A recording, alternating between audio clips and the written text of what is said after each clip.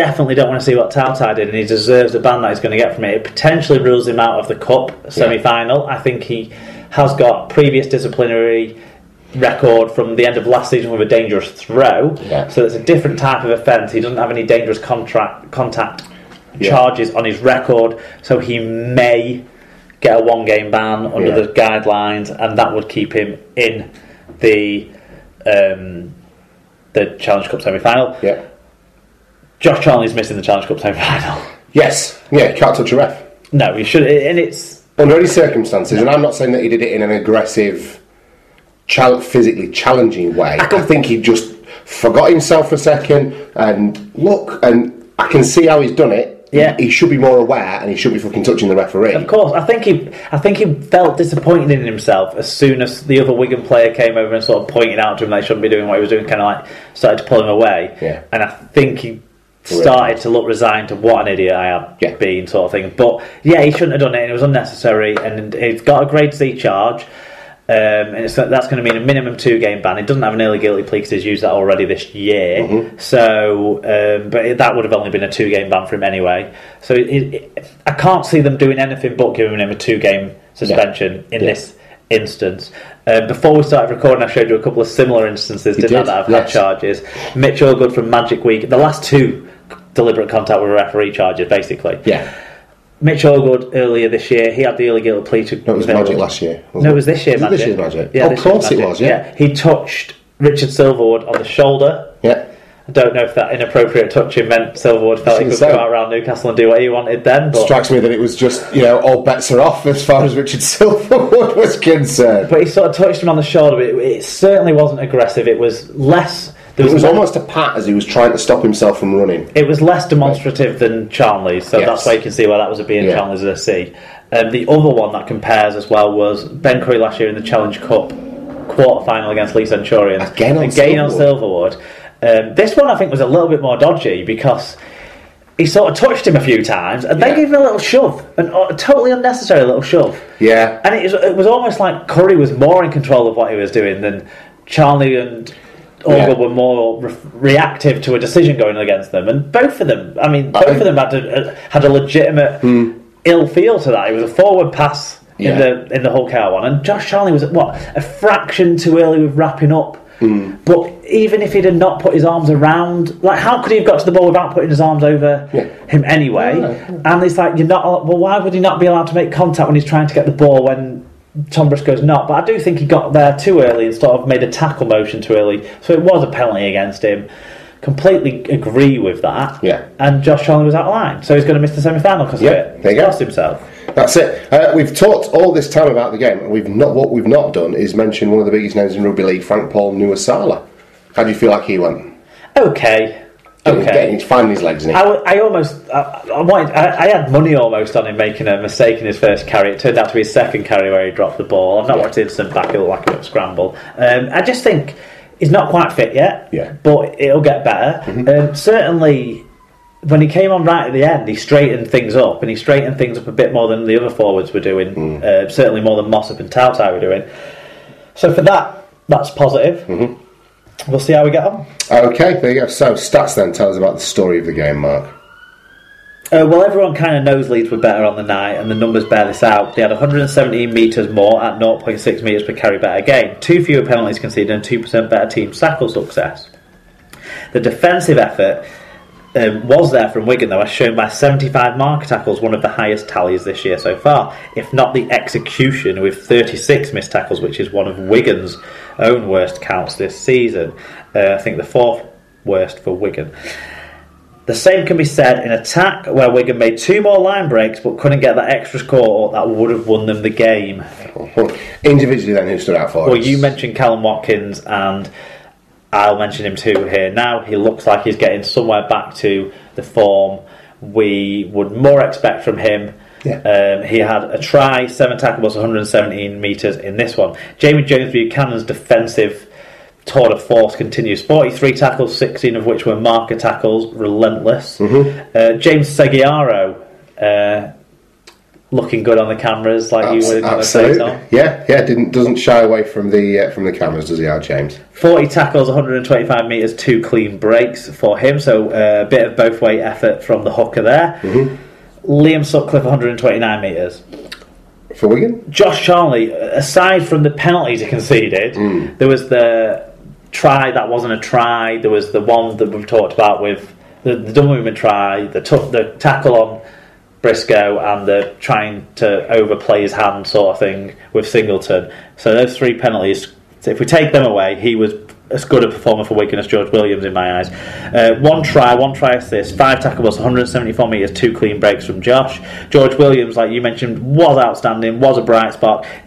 This game showed the limitations he still has in game management and sort of forcing a will upon the team to change the tactics up when they need to. But his own performance certainly puts him back into that England conversation, which he'd slipped out of when he was out of form and out of fitness, when he was out of the side. He's got to be in that conversation with Gale and Snade now, you would feel, as the person who partners Widdop. 1 try assist, 7 tackles, 178 metres, 2 clean breaks, 4 successful offloads. Sorry, do you think Widdop is the nailed-on player that he was 12 months ago, though, with his form for St George and with the form that St George Illawarra are in? I don't think... Not to segue us down this track. I don't think that's necessarily his Widdop's failing. You think it's more the pack he plays behind? Yeah, I think Widdop consistently is quite well organised, and I think that if you have a Gale or a Williams next to him, they've got a little bit more individual in them. Yes. So we'll see. For any of those players, Williams, because he was in the group last year, I think it's no problem to keep putting him in that group. Yeah. That maybe he wasn't quite ready last year, but he's been there now, so you can't say he's not, I suppose. True. Dan Sargent, 164 metres, 4 successful offloads, but got pelters from the Wigan fans for the errors he made. Sam Powell, 1 try assist, 44 tackles, 12 of which were marker tackles, so a bit of both ways from Sammy Powell there. Wigan at one stage had 4 halfbacks on the pitch, didn't they? Yes. Essentially, yeah, he did. 2 of them playing in the forwards. That's when Williams stood up a bit defensively. Yeah. It was just tough, tough squad size. Okay. Elliot Wrench got in touch. He said, a short and sweet review as I watched with one eye, but what I saw was great entertainment, whether or not skill was a prominent feature. As a Wire fan, I was rooting for Leeds to get the 2, and that last 10 minutes was a bit of a nail-biter. Aidan Stalker got in touch. Always good to hear from Aidan. So wasn't too pushed, who won yet got caught up in the tension at the end. Love it. Chico looks like he's back enjoying playing again, which is great, as he was wonderful to watch for the Panthers 2 years ago. Yeah, he was so exciting back then. Yeah. He was Dally M hooker, wasn't he, at one point? Has Callum Watkins decided that if Jordan Turner can get a move to the NRL, then he can too? Nice to see him finally showing up. Rhino Paul. In terms of England, though, it's good to see him showing up, because that's been a question mark position, hasn't it, this year? I agree, no, that is good coming to the end of the season. Hard fought 2 points for Leeds, says Rhino Paul. Wigan never gave that up, cracking out of Rugby League. Mark Stevo, who's a Leeds fan, got in touch and said, tough, hard fought, but deserved win. Hicks bottled the Tautai cannonball and all the back chat / grab from Charnley.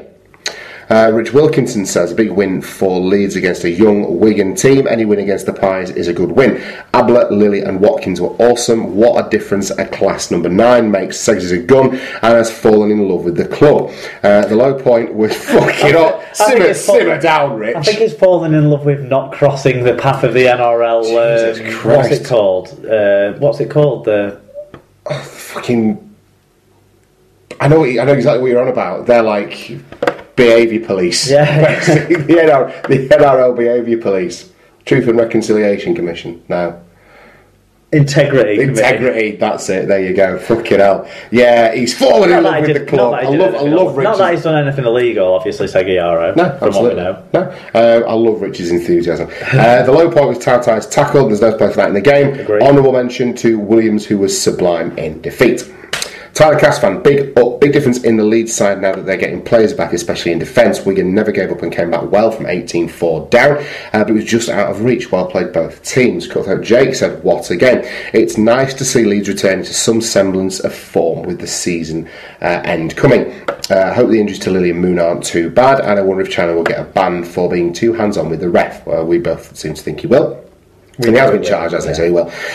Paul Ludo Lewis says it was a great performance by Leeds. Amazing what you can do with a decent hooker in your side. Worth pointing out, Wigan had lots of players out though. Charnley could be in trouble next as he grabbed the ref. Having said that, he hasn't grabbed a ref before, so he might be okay. I don't think it works like that. Although it was in the second half, so who knows? Bob Phillips got in touch. That's Ludo sort of playing along with some of the verdict from the O'Loughlin decision. Because the sending off in the first half, the lack of charge before were the factors. But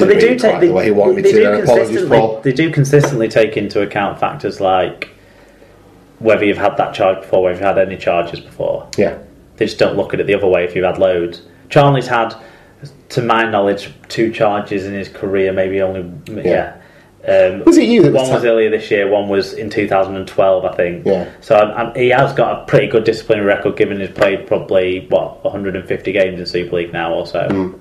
Was it you that was telling me that one of the ways Stuart Cummins makes his money these days is by actually going into he markets himself as the guy that ought to go into the tribunal with you and help you point out to people? No, he was working in the capacity for the Catalan Dragons doing that. Or was it for the Catalan Dragons? I'm not sure if he's still doing that now. He's got that new role in the new refereeing group thing that they've come up with. Oh, I got that from the task force that they've come up with. Oh, and did you see that report that was published as well by the Leeds Beckett University about referees and the decisions and how many they get right or wrong? And it basically concluded that they get between 70 and 75% of decisions right, which is comparable, positively comparable with most other sports. Yeah. But like a slower sport like football, slightly higher, but then a slower sport like rugby union, slightly lower correct decision making. So it was interesting, but I've not seen the full report. I'll have a look next time. I did see that on getting floated around on Twitter. Where was I up to? Bob Phillips. Leeds 2015 mostly seemed back, including dropping every second carry, and Watkins doing excellent work. Briscoe was workmanlike enough for a first go in a while, and Cuthbo hasn't quite settled back to 15 with some daft 16 offloading going on. Star moment for him was Ablett's timed offload. Wigan, that George Williams, he's good, and Charnley thought he'd left already, but sadly for us, no, and he was blazing. Proper intense game from them, well played. John Hamilton said Leeds pulling it together just in the nick of time this year. When does the season start? They're gonna, honestly, they'll just destroy the middle. 7 from 7? I think so, yeah, piece of piss. At least 6 from 7 in the qualifiers. Who do you think beats them? They could have an off week, couldn't they? Bulls beat London. Bulls beat them. Balls do them. Okay. Thought you weren't getting ahead of yourself. Yeah, probably not. Okay, in Saturday then, and down in the south of France, it was Catalan Dragons 28, Wakefield 30 points. Tremendous result for Wakefield, this becoming only the fourth team this season to win in France. Liam Finn kicked 5 from 5. Pat Richards kicked asterisk 4 from 5 because, for my money, that conversion was good. It's like Batley all over again, isn't it? I'm not bringing that up. I wasn't bitter about that. We should have done enough to beat Batley, and perhaps you could argue that Catalans had done enough to beat Wakefield. But that kick for me. I mean, did you see it? What's your take on it? I thought that was good from where I was watching it, from where most people were watching it. Yeah, from the TV screen. Yeah, but the angle wasn't from the camera wasn't perfect. So there's scope for that. You've got to trust the officials who are in a better position than we were watching on a television camera that wasn't even in as good a position as they were, sort of, if you know what I'm getting at. So we have to trust the officials on that. I think there'd be more right to have a grievance with the forward pass from Dave Taylor that was ruled when Fuad Yaha would have scored just before half time. Yes, that's the one. But again, I would say trust the officials, but the touch judge was in the wrong position for that call, which affected the call. So I don't know, but it was it was a coin toss kind of a ball, I suppose. It was floaty and looked a bit like it could have been forward, even though it was probably not forward. But yeah, overall it went like a normal Catalans game, apart from the away team kicked back into gear sooner than they normally would. Yeah. I think, and that's kind of what happened here for them. And then Catalan, without an experienced halfback in there. Yeah. I mean, Gigo kicked a 40-20. He had some nice touches, but ultimately, who wasn't able to control the game. And as good as young Lucas Albert is, he can't run a game on his own yet. And without either of those two being able to run the game, particularly in the second half, particularly in the last quarter of the game when it was catch-up time, the Catalans just didn't quite have enough to get over the line.